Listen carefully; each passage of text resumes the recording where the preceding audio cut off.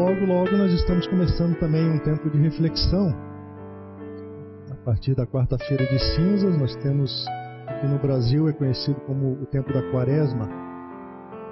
E eu queria aproveitar esse tempo de descanso para alguns, ou de feriado um pouco mais prolongado, para a gente poder refletir um pouquinho sobre a nossa busca de reconciliação com Deus.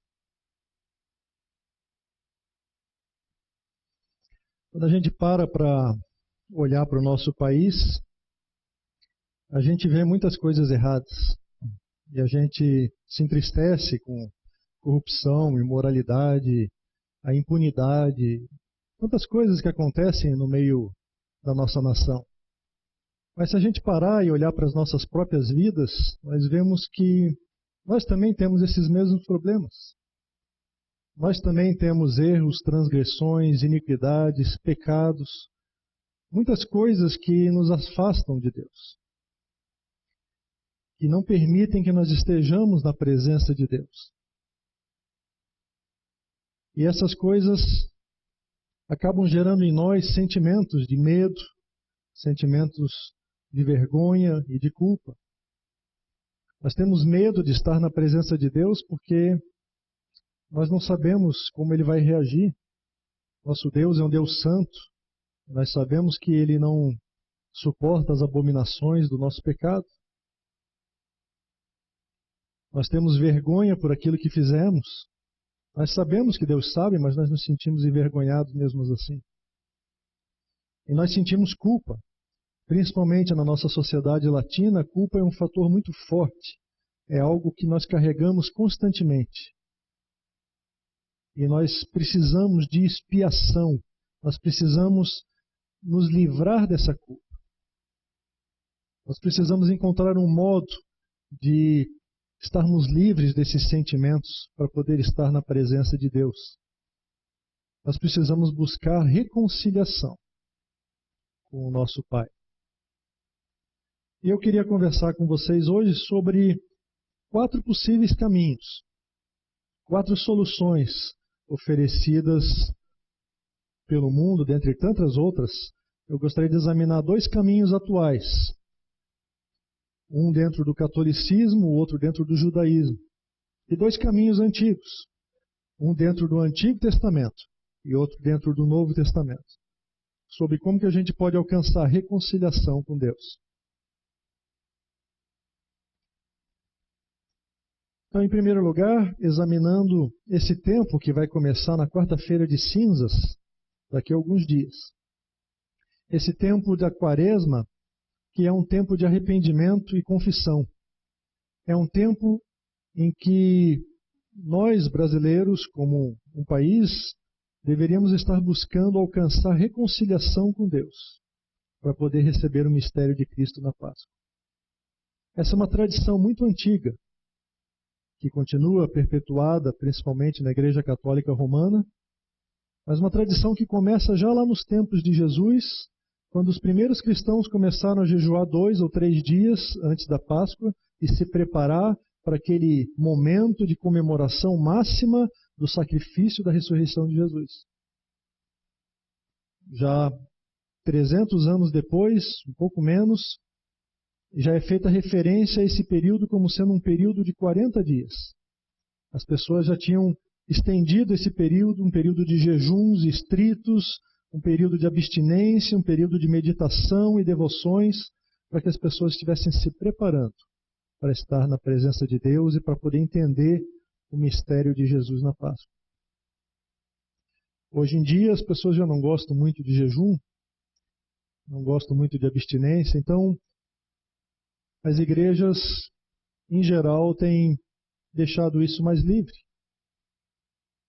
Exceto pela Igreja do Oriente, que ainda manifesta um jejum mais rigoroso, a Igreja Católica do Ocidente tem proposto apenas um jejum com abstenção de carne, e ele é restrito obrigatoriamente apenas a 2 dias, a quarta-feira de cinzas e a sexta-feira da Paixão, a sexta-feira santa. Contudo, esse jejum ainda é mandatório. Todas as pessoas dos 18 aos 60 anos de idade que se dizem cristãos e participam da Igreja Católica devem participar desse jejum. É um tempo de penitência, é um tempo de abstenção de festas, é um tempo de dedicação a atividades religiosas e boas ações. E sabe por que há tanta ênfase nesse jejum, nessa penitência, nessa abstinência? Segundo alguns padres que elaboraram esse catecismo, explica-se que, junto com o batismo e o martírio, esse é um meio de obter o perdão dos pecados. Os esforços realizados para você se reconciliar com o próximo, as lágrimas de penitência, a preocupação pela salvação do próximo, a intercessão dos santos e a prática da caridade. Tudo isso são maneiras de que você tem que buscar o perdão dos pecados diante de Deus. Eu creio que há algumas coisas muito interessantes que a gente pode aprender com esse costume da Quaresma, com esse tempo de abstinência diante de Deus, um tempo de meditação, um tempo de aprofundamento da fé. Mas a questão é, será que nós conseguimos reconciliação com Deus através de penitências, devoções e boas ações? Será que em vez de 2 dias, se eu fizer todos os 40 dias da Quaresma e confessar todos os pecados que eu cometi agora no Carnaval e talvez no ano passado todo, será que eu vou conseguir obter a reconciliação com Deus? Se eu me dedicar às boas ações e fizer tudo que tiver ao meu alcance, como atividades religiosas? Eu gostaria de examinar também com vocês uma outra alternativa. No judaísmo, há também um tempo de contrição, de arrependimento, há um tempo de parar e fazer um autoexame. Eles chamam esse dia de Yom Kippur. Yom Kippur significa dia da expiação. Esse é o dia mais importante do ano judaico. Esse ano ele vai ocorrer no dia 17 de setembro. Mas é um dia que é separado para afligir a alma. É um dia que é separado para você demonstrar o seu arrependimento e para você poder fazer reconciliação com Deus. Ele ocorre logo após o Ano Novo. E uma semana antes do Ano Novo, que é chamado de Rosh Hashanah, pelos judeus, que ocorre ali no comecinho de setembro, eles já começam as orações pedindo perdão, eles já começam a buscar reconciliação entre eles, entre uns com os outros e também com Deus. E assim que acontecem as festividades do Ano Novo, começam então os 10 dias do arrependimento. 10 dias em que você tem um tempo de fazer um balanço da sua vida e de você pensar sobre o que está acontecendo na sua vida. E se você é um judeu, então no dia do Yom Kippur, você participa com um jejum muito estrito, muito rigoroso. E você passa o dia em orações na sinagoga. Passa o dia com confissões de pecados comunitários. Isso é muito interessante porque na mentalidade judaica atual, se um judeu peca, todos os judeus pecaram. Eles têm uma visão ainda de comunidade. Eles não confessam pecados individuais, mas eles dizem: Deus, nós pecamos. Nós temos errado diante de Ti. E eles confessam os pecados de maneira comunitária. Mas é interessante também que nesse dia do Yom Kippur e nesses 10 dias de arrependimento, é quando eles têm a última chance para reverter o julgamento divino sobre os pecados do ano passado. Os rabinos judeus entendem que quando você chega no Ano Novo, Deus abre alguns livros e Ele começa a fazer um exame do povo judeu. E Ele vai verificar se aquilo que você fez é correto ou não e se você tem já uma expiação, uma maneira de ser livre dessa culpa. Então, os judeus entendem que durante aqueles 10 dias de arrependimento, esse é o tempo que eles têm para conseguir colocar aquele último pedido de perdão, para conseguir barganhar com Deus e dizer: Deus me perdoa por essas coisas. Porque no dia do Yom Kippur, Deus fecha o livro e todos aqueles pecados do ano passado inteiro, que você não conseguiu justificar diante de Deus, que você não conseguiu se expiar, ou seja, pagar a sua culpa, esses pecados vão ficar selados e vão ficar registrados para sempre naquele livro. Então é muito importante que naqueles 10 dias você consiga essa reconciliação com Deus. É importante que você se reconcilie também com o seu próximo. Porque no dia do Yom Kippur, aquelas confissões, aquelas orações vão reconciliar você com Deus. Mas para os rabinos judaicos, o ensinamento que eles passam aos fiéis judeus é que não adianta você vir aqui fazer orações diante de Deus e pedir perdão pelo que você fez com o próximo. Você primeiro precisa ir até o seu próximo. E você precisa confessar e se arrepender do pecado e fazer reparação do erro cometido.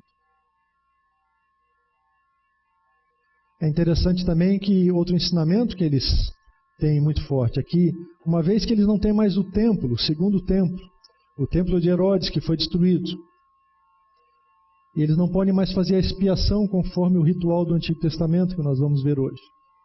Então, eles podem fazer expiação através de boas obras, sendo bons para com os outros, fazendo ações amorosas para com o próximo. Eles podem pagar os seus pecados e estar quites com Deus. Algumas coisas são semelhantes entre esse tempo da Quaresma e o tempo dos 10 dias de arrependimento. Outras coisas a gente pode aprender com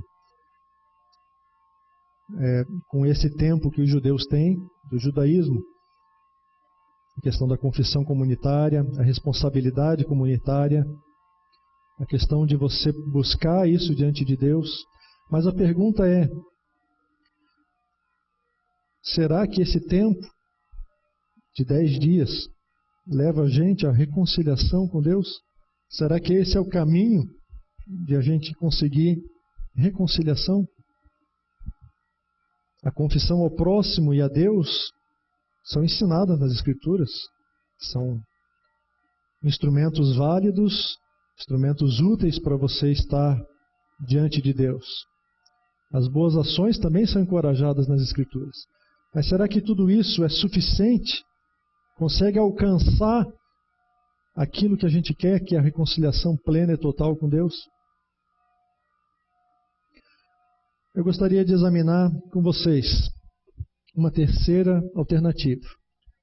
A alternativa na qual o dia do Yom Kippur dos judeus está baseado. Uma alternativa que vem lá do Antigo Testamento.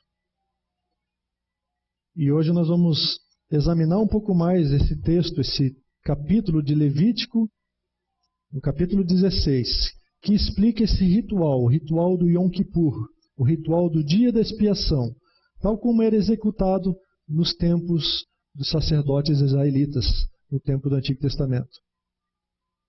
E através desse ritual, nós vamos ver se eles também obtêm a reconciliação com Deus ou não. É nesse capítulo que nós aprendemos sobre uma figurinha que acabou se tornando parte da nossa linguagem do dia a dia.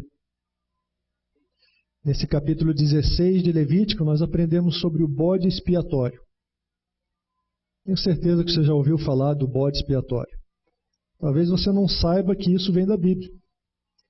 Mas é comum em filmes, em livros, nas situações do dia a dia, nós nos referimos a outras pessoas como um bode expiatório. Num filme já um pouco antigo, lançado em português com o título de As Loucuras de Dick e Jane, o Jim Carrey faz o papel de um executivo que é promovido.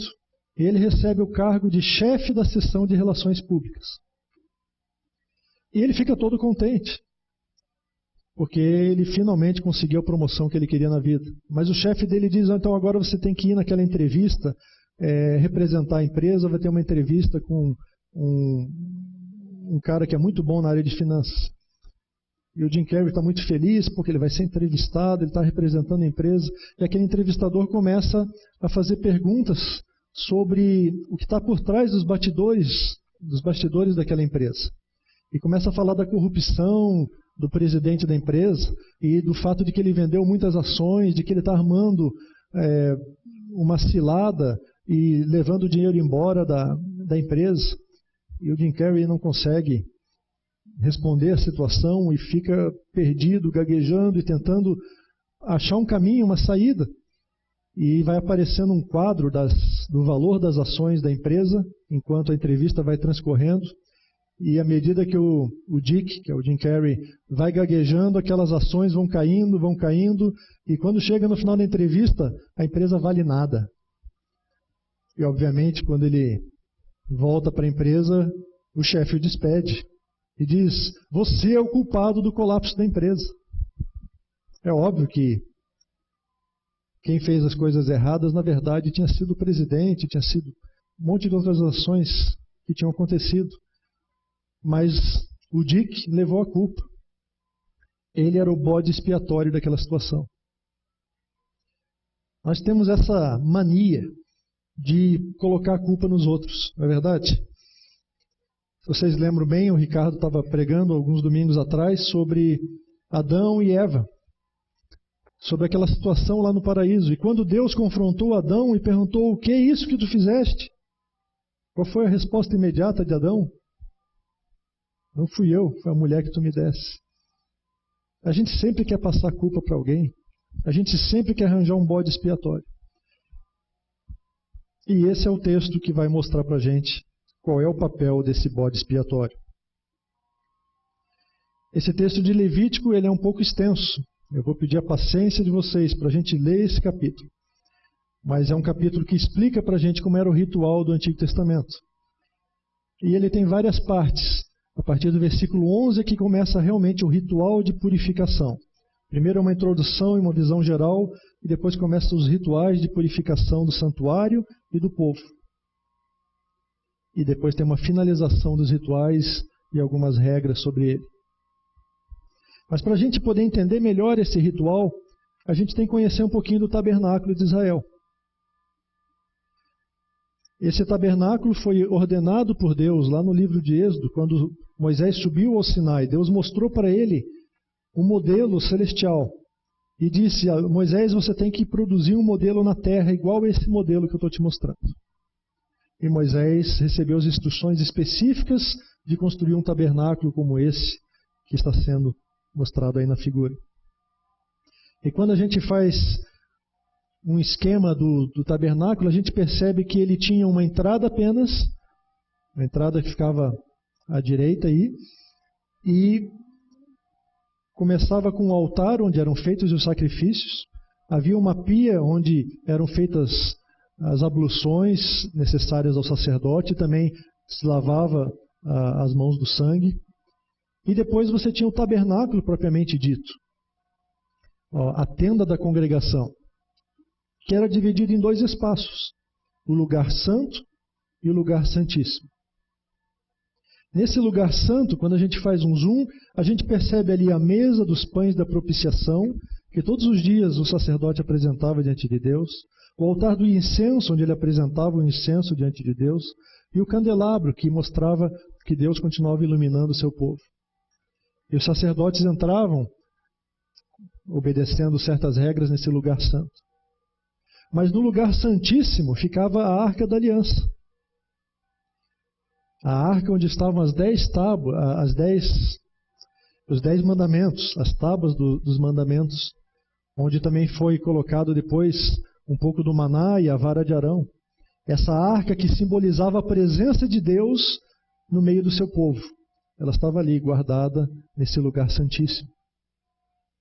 E ninguém podia entrar nesse lugar. Depois da construção do tabernáculo, ninguém podia entrar nesse lugar, exceto uma vez por ano, no dia da expiação. No dia da expiação, o sacerdote, seguindo o ritual que nós vamos ver, ele poderia entrar algumas vezes dentro desse ambiente para fazer a purificação dos pecados do povo e os seus próprios. Então nós vemos que pela própria configuração do tabernáculo, pela própria maneira como a gente já vê desse lugar santíssimo ser um lugar reservado, a gente já percebe a importância desse dia, a importância de tudo aquilo que acontecia dentro de Israel, de que naquele dia era a oportunidade única que eles tinham de adentrar na presença de Deus. Vamos começar então a ler o texto de Levítico 16. O Senhor falou com Moisés, depois que morreram os 2 filhos de Arão, por haverem se aproximado do Senhor. O Senhor disse a Moisés, diga a seu irmão Arão que não entre a toda hora no lugar santíssimo, atrás do véu, diante da tampa da arca, para que não morra, pois aparecerei na nuvem acima da tampa. Então, nessa pequena introdução de 2 versículos, nós vemos que Deus deu essas instruções para Moisés depois que morreram os 2 filhos de Arão. Você pensa, eu nem sabia que Arão tinha filhos, quanto mais que eles já tinham morrido. Bom, Arão tinha alguns filhos. E ali no capítulo 10 de Levítico, conta que Nadab e Abiú resolveram um dia pegar um incensário, que é um lugar onde você põe o incenso para poder fazer a fumaça e poder apresentar esse incenso diante de Deus, e colocaram o incenso ali e foram felizes da vida, pensando que podiam e aconteciam, e entraram na presença de Deus e ofereceram aquele incenso. E sabe o que aconteceu? Eles caíram mortos na presença do Senhor, porque eles resolveram apresentar um fogo estranho, um fogo profano diante da presença de Deus. E Deus disse para Moisés, naquela ocasião, ele disse, aos que de mim se aproximam, santo me mostrarei. Deus é um Deus santo. Ele não aceita que qualquer um se aproxime dele. E veja que Nadab e Abiú não eram quaisquer pessoas. Eles eram sacerdotes ordenados, filhos de Arão. Arão era o sumo sacerdote, eles eram sacerdotes. E o texto de Levítico 10 não explica por quê, ou o que eles fizeram, qual era o estado de mente ou de coração deles, ou se eles seguiram de alguma maneira o ritual de alguma forma errada. A Bíblia não explica por quê, mas explica que eles trouxeram fogo estranho diante de Deus. Eles fizeram uma coisa para a qual eles não estavam autorizados, diz ali o texto. Para você entrar na presença de Deus, você precisa estar autorizado. Você precisa conhecer as regras. Você precisa ter acesso. Você tem que ter o cartão magnético que dá acesso à presença de Deus. É uma senha complicada. Não é qualquer um que pode chegar na presença de Deus. Então, depois que morreram os 2 filhos de Arão, daí Deus diz para Moisés, vai lá e fala com Arão e explica para ele que não é para ele entrar toda hora no lugar santíssimo, onde está a minha arca, onde está a minha presença. Ele só pode entrar uma vez por ano, porque senão ele vai morrer. Então, certamente, isso gera um medo. Na hora que Arão pensava em entrar lá, mesmo que fosse uma vez por ano, ele certamente estava morrendo de medo. Ele pensava nos seus 2 filhos que ele perdeu, porque se atreveram a entrar de maneira atrevida e de maneira errada diante de Deus. E mais tarde, com essa experiência dos sumos sacerdotes fazendo isso todos os anos, os judeus, inclusive, resolveram fazer mais uma regrinha para poder ficar mais prático essa entrada na presença de Deus. Como eles não podiam saber se o sacerdote ia voltar vivo ou não daquele lugar santíssimo, eles fizeram uma regrinha, eles amarravam uma corda no tornozelo do sumo sacerdote. E se o sumo sacerdote demorasse muito, eles começavam a puxar a cordinha para ver se o cara tinha morrido ou não. Se vocês lembram, na época de João Batista e Jesus, quando Zacarias está lá tendo aquela visão do anjo, e o anjo está falando com ele, e ele está dentro do templo, os outros dizem, mas você demorou muito, eles já estavam preocupados, estavam quase puxando a cordinha. Né? Mas, então eles estavam preocupados, porque essa é uma experiência reverente, uma experiência de estar entrando na presença de Deus. Mas vamos continuar lendo o texto. Arão deverá entrar no lugar santo com um novilho como oferta pelo pecado e com um carneiro como holocausto. Ele vestirá a túnica sagrada de linho, com calções também de linho por baixo. Porá o cinto de linho na cintura e também o turbante de linho. Essas vestes são sagradas, por isso ele se banhará com água antes de vesti-las. Receberá da comunidade de Israel 2 bodes como oferta pelo pecado e um carneiro como holocausto. Então nós vemos aí uma porção de animais que estavam sendo ajuntados para esse ritual. Esses são versículos que falam sobre a preparação para o ritual.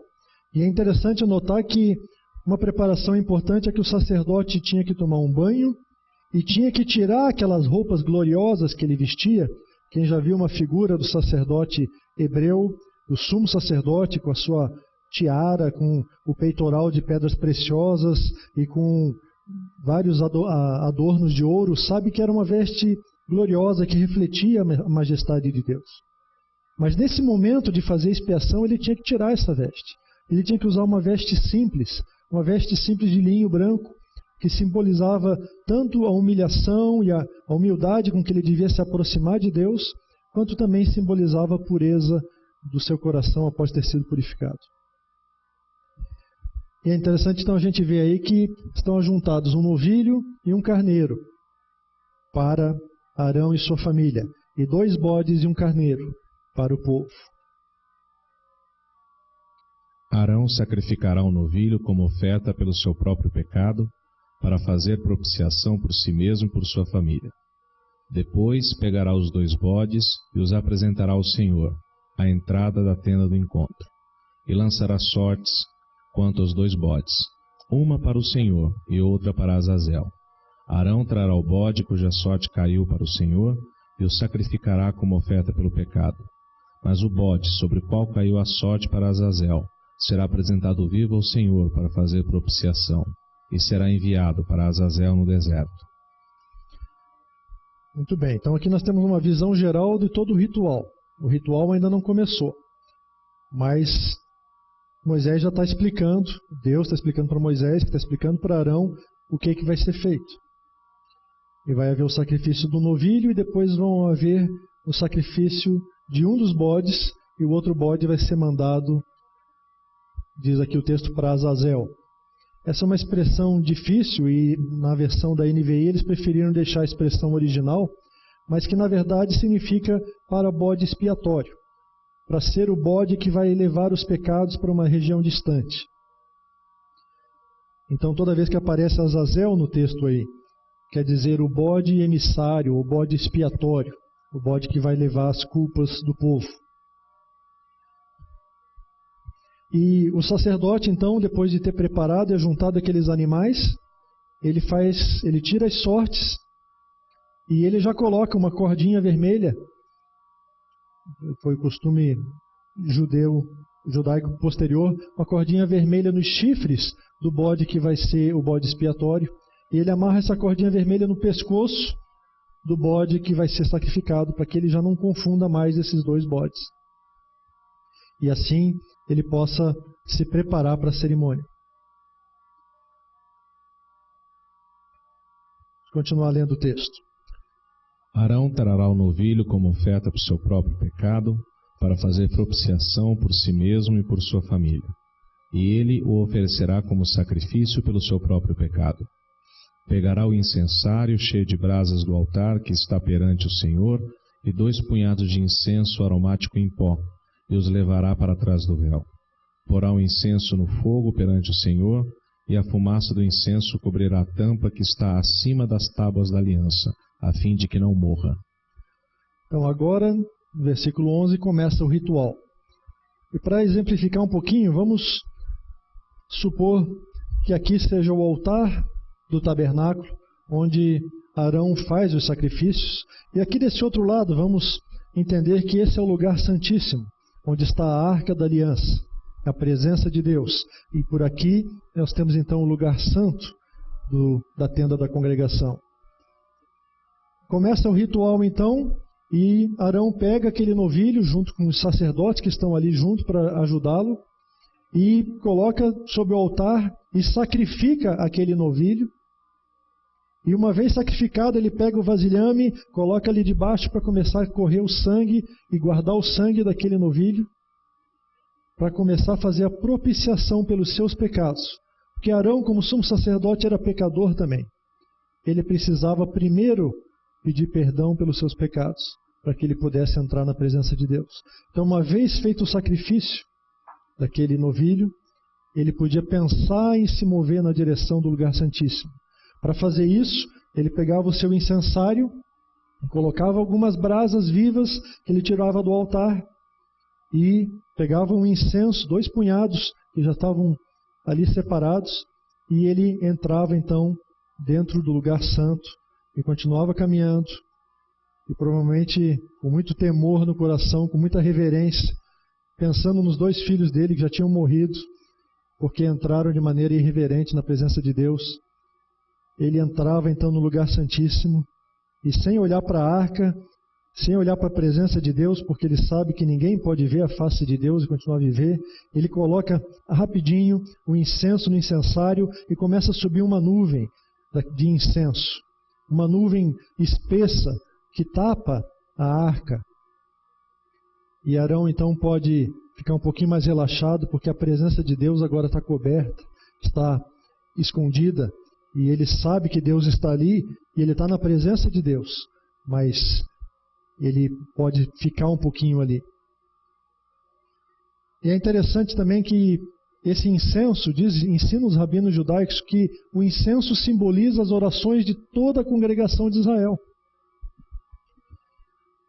Porque nesse dia solene, nesse momento especial em que Arão está entrando pela primeira vez, ou o sumo sacerdote posterior, está entrando pela primeira vez no lugar santíssimo, você pode ter certeza que não tinha nenhum judeu sentado na sua barraquinha assistindo TV. Mesmo porque não tinha TV naquela época. Não estavam batendo uma bolinha do lado de fora do acampamento, nem tomando banho no rio. Todos os olhos estavam voltados para o que estava acontecendo no tabernáculo. Será que Arão vai voltar?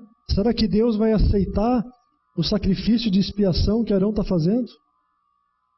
Havia tanta preocupação no coração dos judeus que mais tarde, quando isso se torna uma coisa assim regular e vai também sendo feita lá no templo de Salomão, eles instituem inclusive o costume de que o sacerdote já devia uma semana antes estar morando dentro do templo, para que ele não se contaminasse com nada, para que ele ficasse todo o tempo em meditação e oração, lendo as Escrituras, lendo esse capítulo, repassando na sua mente tudo que ele ia fazer, para que nada desse errado. Porque tinha muita coisa em risco, a culpa de toda uma nação estava em risco. Eles tinham tanto medo que acontecesse alguma coisa, que o sumo sacerdote fosse desqualificado, ou não pudesse entrar na presença de Deus, que havia até um suplente.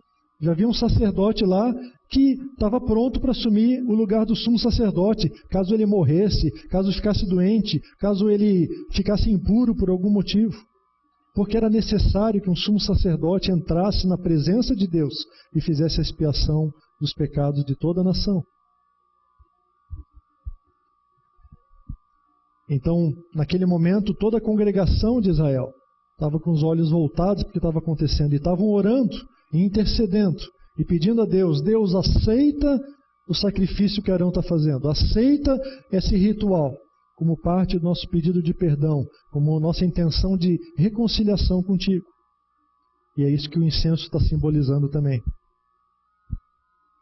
Pegará um pouco do sangue do novilho e com o dedo o aspergirá sobre a parte da frente da tampa. Depois, com o dedo aspergirá o sangue 7 vezes diante da tampa. Então sacrificará o bode da oferta pelo pecado, em favor do povo, e trará o sangue para trás do véu. Fará com o sangue o que fez com o sangue do novilho. Ele o aspergirá sobre a tampa e na frente dela.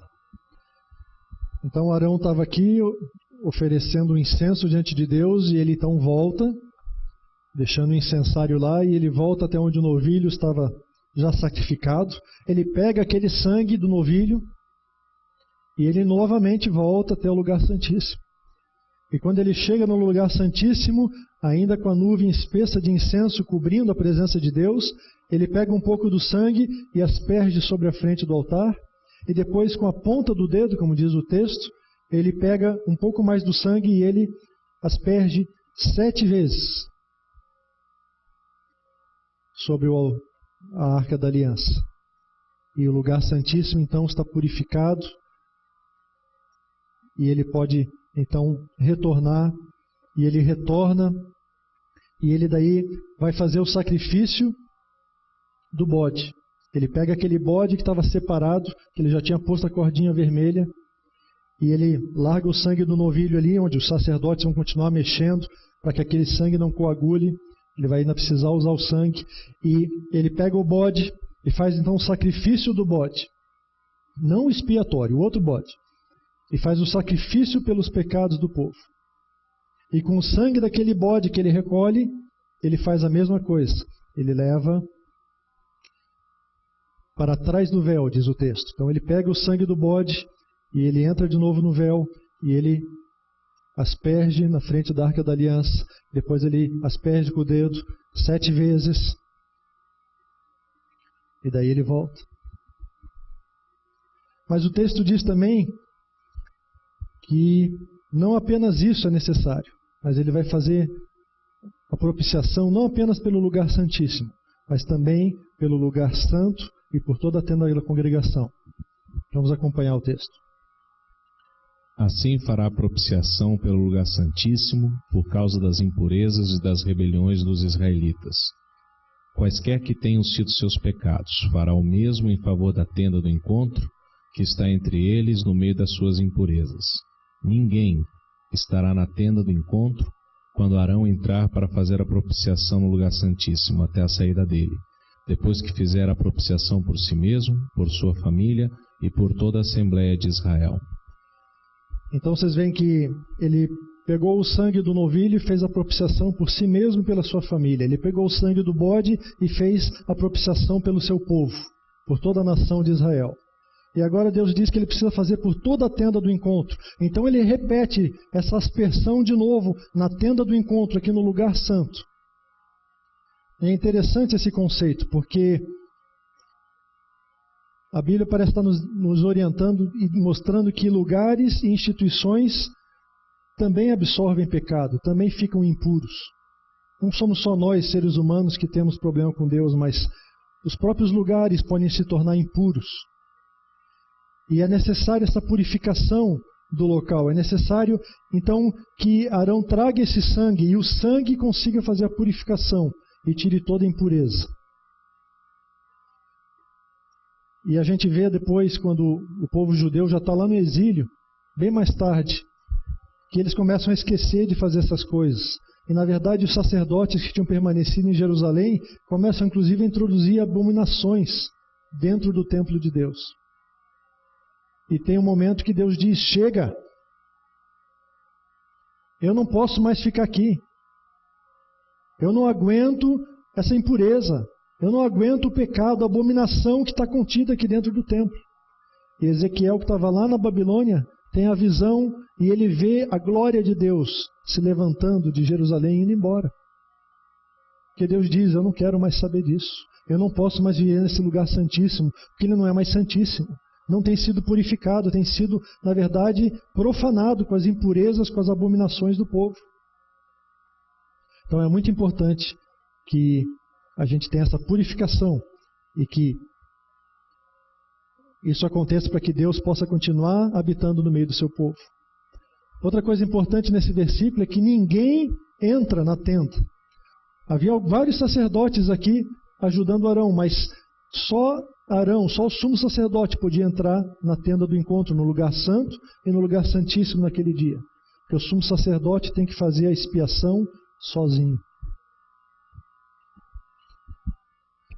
Depois irá ao altar que está perante o Senhor, e pelo altar fará a propiciação. Pegará um pouco do sangue do novilho e do sangue do bode, e o porá em todas as pontas do altar. Com o dedo aspergirá o sangue 7 vezes sobre o altar, para purificá-lo e santificá-lo das impurezas dos israelitas. Quando Arão terminar de fazer a propiciação pelo lugar santíssimo, pela tenda do encontro e pelo altar, trará para a frente o bode vivo. Então, uma vez que ele já fez pelo lugar santíssimo e pelo lugar santo, agora Arão faz todo o ritual novamente de aspersão do sangue sobre o altar, para que também esteja purificado. E depois que ele conseguiu fazer tudo isso e está tudo purificado, é daí que ele vai e se dirige ao bode expiatório. Então colocará as 2 mãos sobre a cabeça do bode vivo e confessará todas as iniquidades e rebeliões dos israelitas, todos os seus pecados, e os porá sobre a cabeça do bode. Em seguida, enviará o bode para o deserto aos cuidados de um homem designado para isso. O bode levará consigo todas as iniquidades deles para um lugar solitário, e o homem soltará o bode no deserto. Eis aí os versículos que explicam o que o bode expiatório ia fazer. Uma vez tendo feito toda aquela purificação, Arão agora puxa aquele bode para perto de si, ele impõe as mãos sobre o bode e ele começa a confessar os pecados da nação e diz: Deus, nosso Deus de Israel, eu confesso os nossos pecados, porque nós temos transgredido, nós temos praticado iniquidade, nós temos errado na tua presença.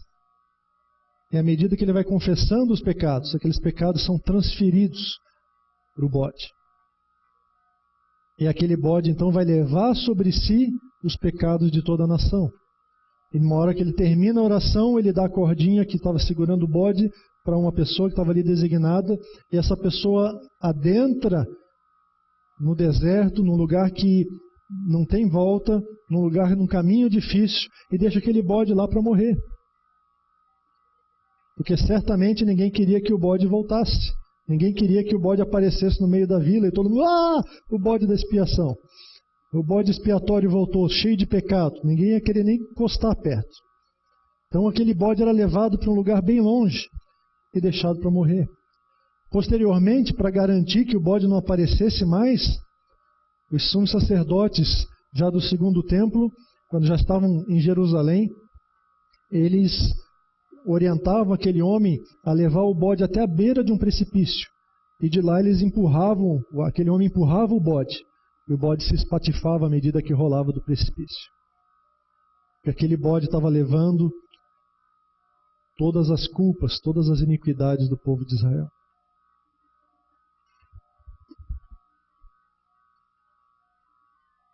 Depois Arão entrará na tenda do encontro, tirará as vestes de linho que usou para entrar no Santo dos Santos e as deixará ali. Ele se banhará com água no lugar sagrado e vestirá as suas próprias roupas.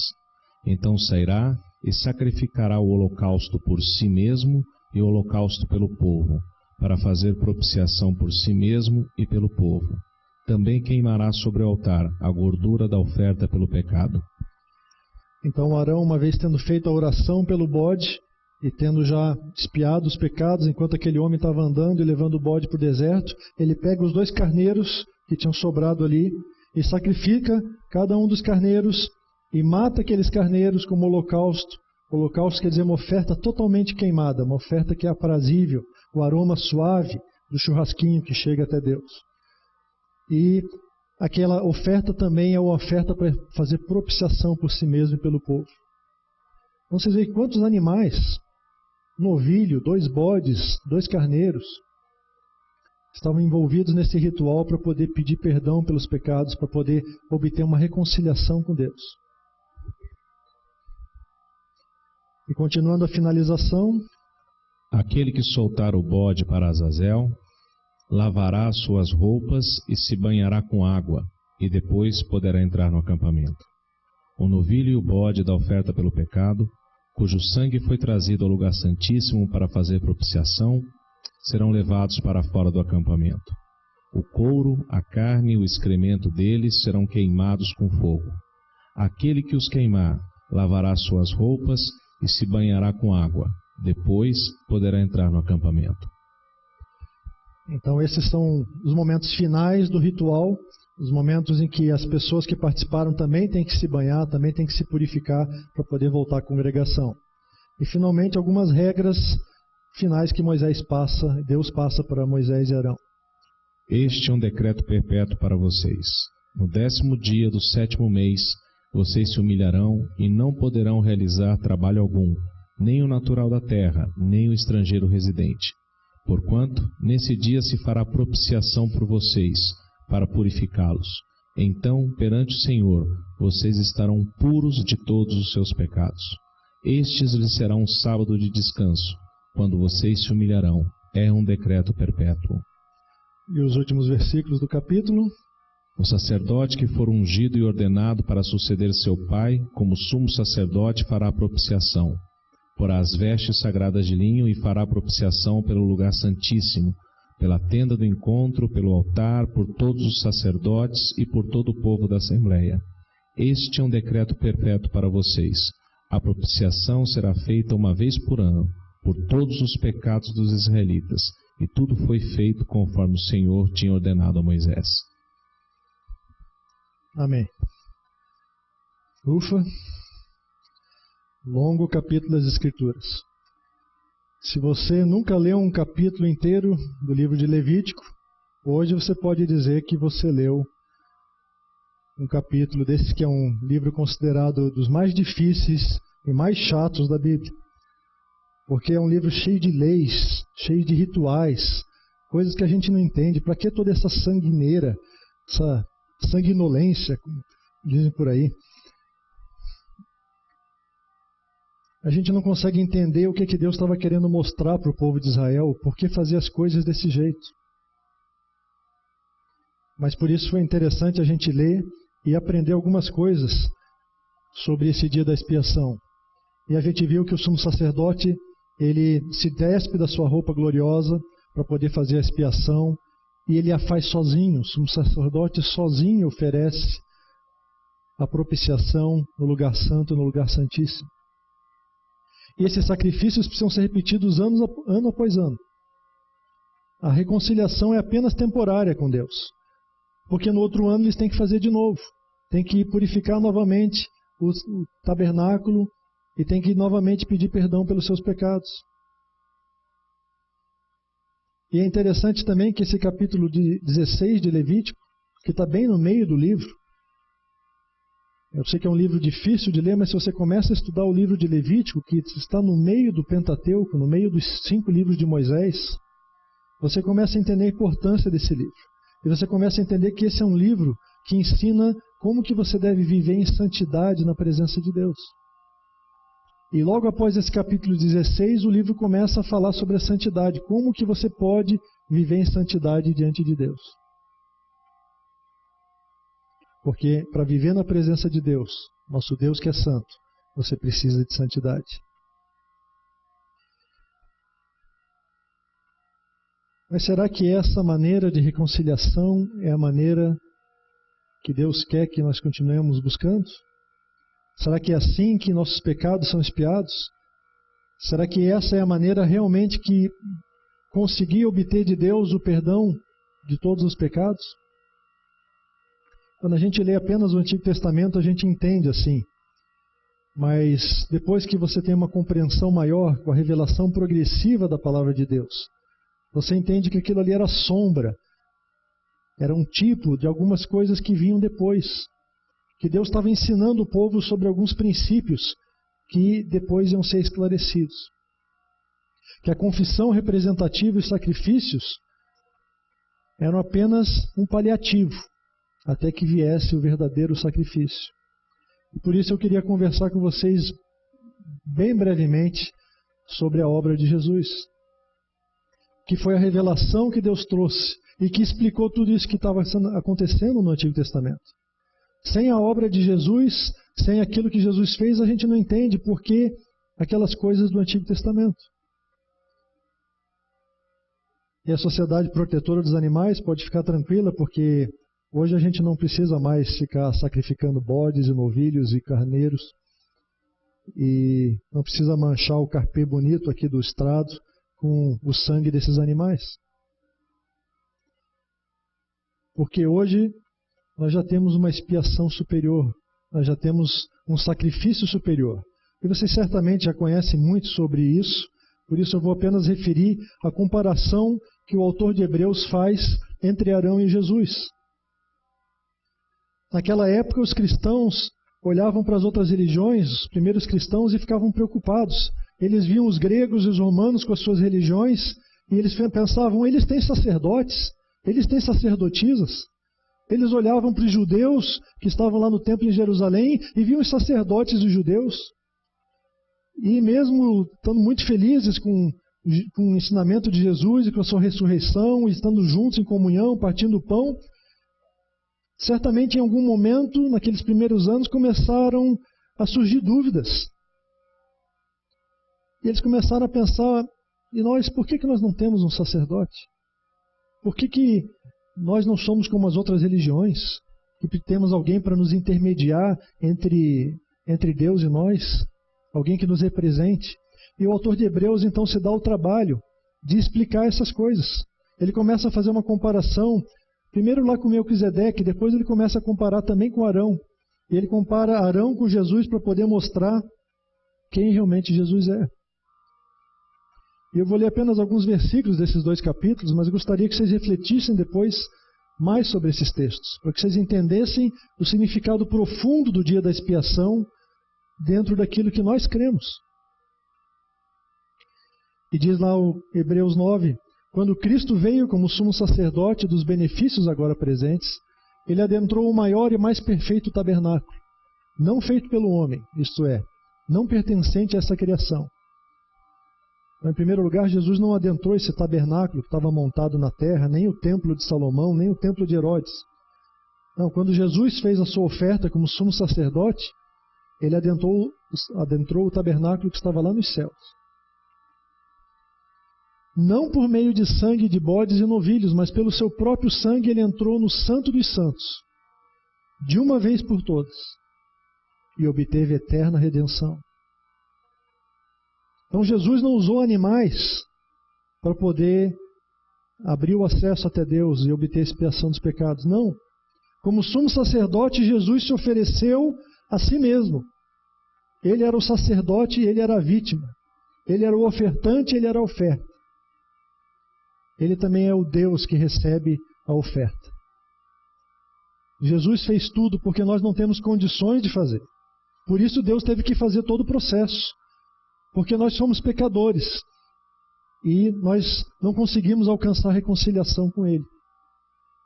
Por isso é Deus que tem que sair do seu lugar e se mover na nossa direção, porque as nossas tentativas nunca chegam até Ele. E o texto continua. Ora, se o sangue de bodes e touros e as cinzas de uma novilha espalhadas sobre os que estão cerimonialmente impuros os santificam, de forma que se tornam exteriormente puros, quanto mais o sangue de Cristo, que pelo Espírito Eterno se ofereceu de forma imaculada a Deus, purificará a nossa consciência de atos que levam à morte, para que sirvamos ao Deus vivo.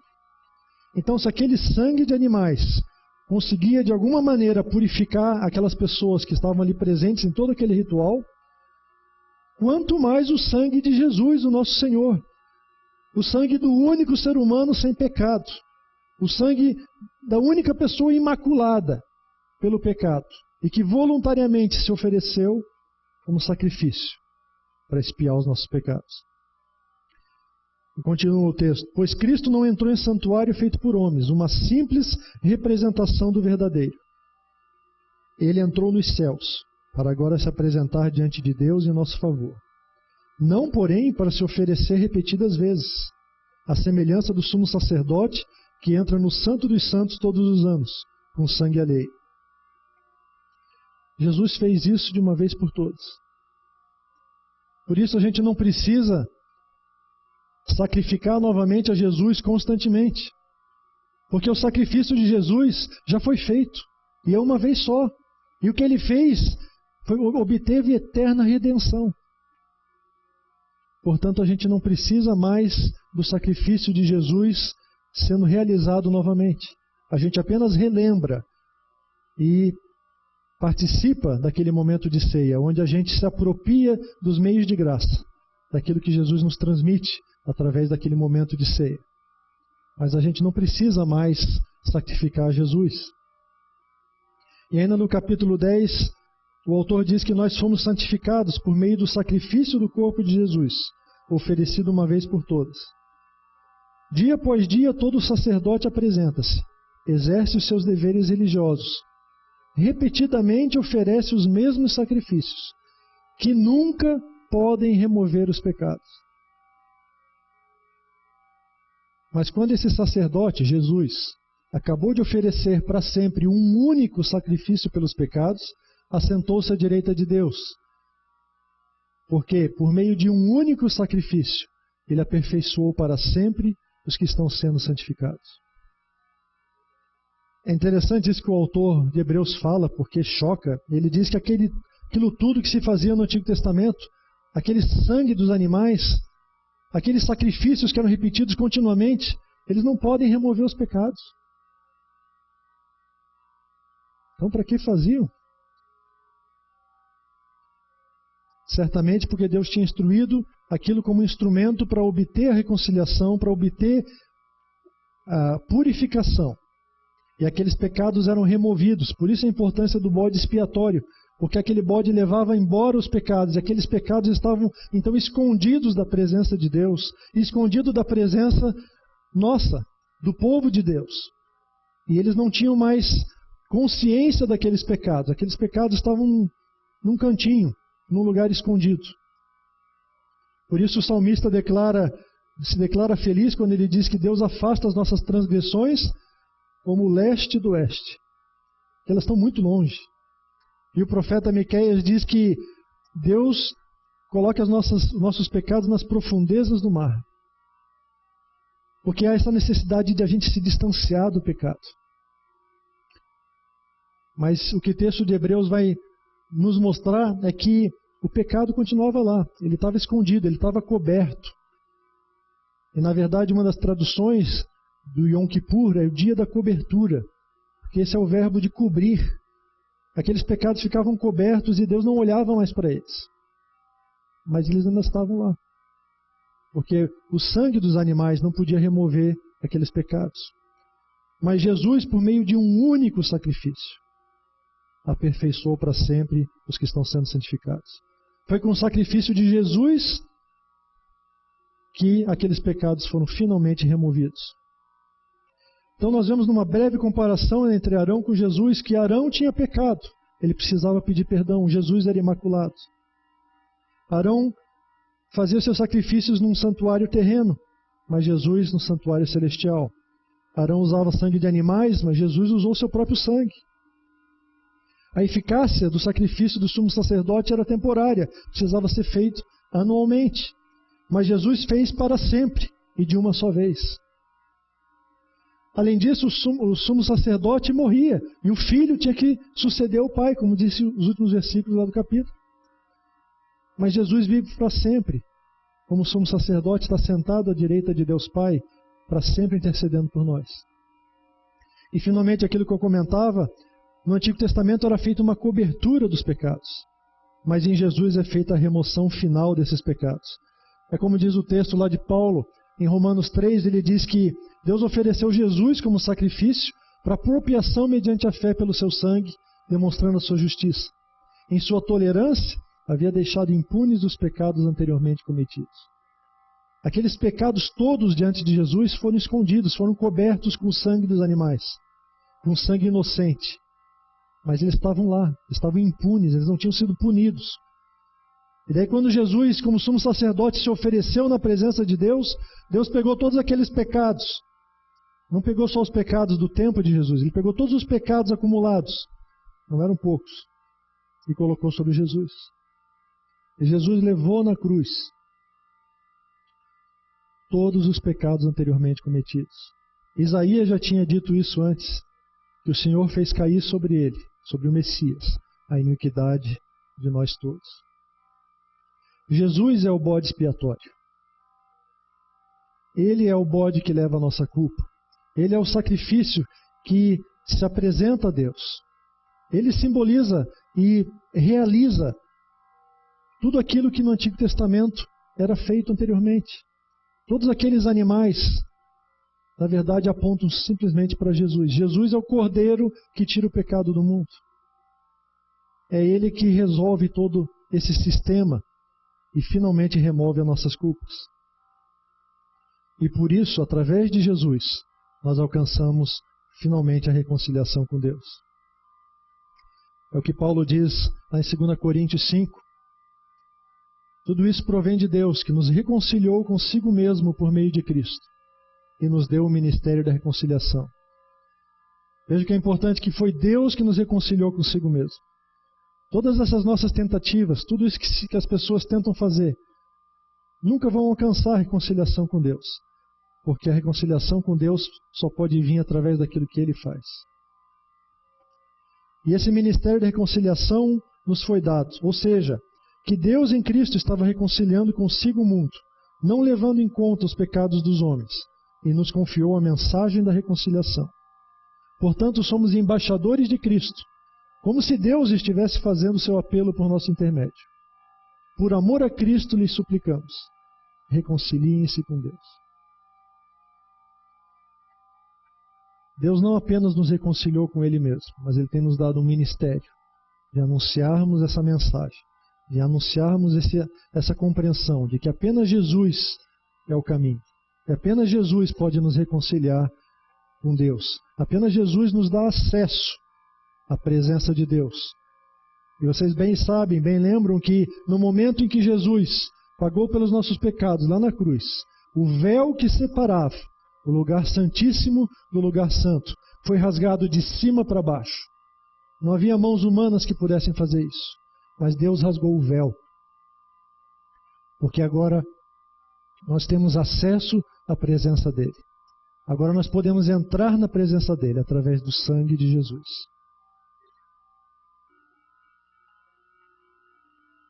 Então, meus queridos, não adianta nós tentarmos penitências, devoções, boas obras, sacrifícios, confissões, qualquer coisa que você faça, por melhor que seja. Essas são coisas boas de serem feitas, mas elas não alcançam a reconciliação com Deus. O único caminho para alcançar reconciliação com Deus é através da obra de Jesus. E a única coisa que você precisa fazer, uma vez que Jesus cumpriu sua obra, é reconhecer a reconciliação que Deus está lhe oferecendo. Deus está estendendo a mão, está oferecendo a reconciliação com Ele mesmo, através da obra de Jesus. E a gente precisa aprender então a dizer a Deus: obrigado, Senhor. Obrigado por tudo isso que Tu fizeste. Obrigado por Jesus, seu bode expiatório, que levou sobre Ele todas as nossas iniquidades. E por causa dessa gratidão, sim, então você pode fazer todas essas coisas. Por causa da gratidão você pode fazer boas obras, e penitências, e devoções, e sacrifícios. Mas porque você se sente grato ao Deus Criador que nos reconciliou com Ele mesmo. Queria terminar essa mensagem apenas refletindo sobre 3 pontos. Em primeiro lugar, como nós vimos, Jesus é o único caminho. Se você está nos visitando, se você está nos acompanhando pela internet, se você ainda não se reconciliou com Deus, Jesus é o único caminho para que você entre na presença de Deus. Não há outro caminho.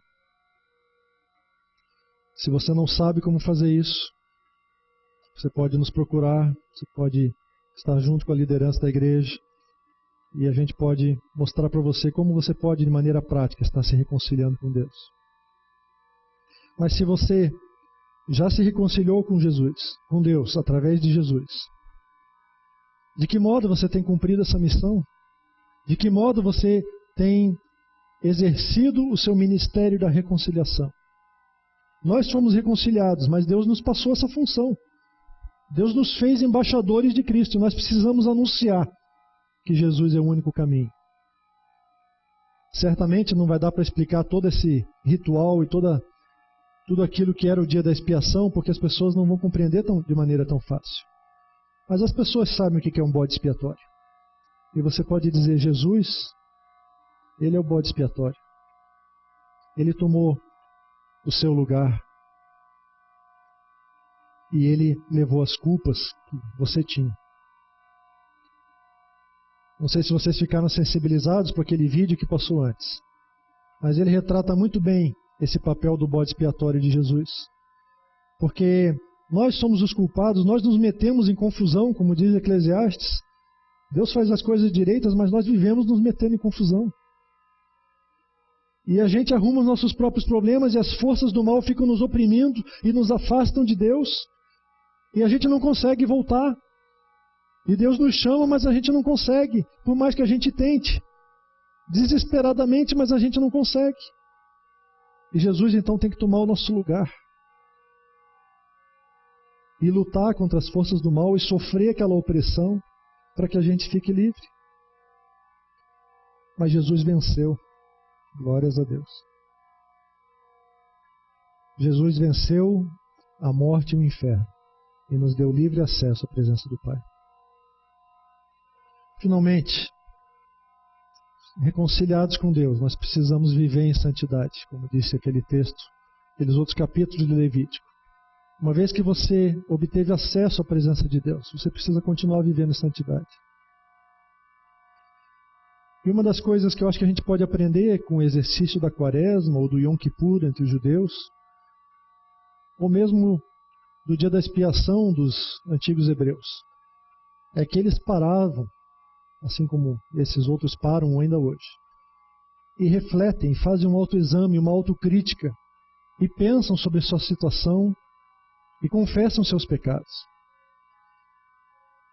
E muitas vezes parece que no meio evangélico a gente não percebe as coisas que são óbvias. Em inglês tem uma expressão interessante que é difícil de traduzir para o português. Poderia dizer que we take Jesus for granted. Ou seja, nós achamos que é muito óbvio isso que Jesus fez. Nós achamos que é simples. E nós não damos mais importância para isso que Jesus fez. Mas custou. É um presente que Deus nos estende de graça, mas foi muito caro. E a gente tem que ter gratidão no coração, e a gente tem que separar tempo para autoexame, confissão e contrição. E esse é um tempo bom para você fazer isso. Você tem um feriadão, você tem o tempo da Quaresma todo, se você quiser aproveitar. Mas eu diria, não se limite a esse tempo. Dia após dia nós devemos estar na presença de Deus, e nós devemos buscar a presença de Deus e fazer isso constantemente. Não é uma vez só por ano, mas é no nosso dia a dia. Não é só no momento da ceia, quando você rapidamente tenta acertar as contas com Deus e diz: Deus me perdoe de todos os pecados, em nome de Jesus, amém. Busque se examinar a si mesmo, busque olhar o seu coração e confesse seus pecados diante de Deus. Porque, como diz o apóstolo João, se confessarmos os nossos pecados, Ele é fiel e justo para nos purificar de toda injustiça e de todo pecado. Amém?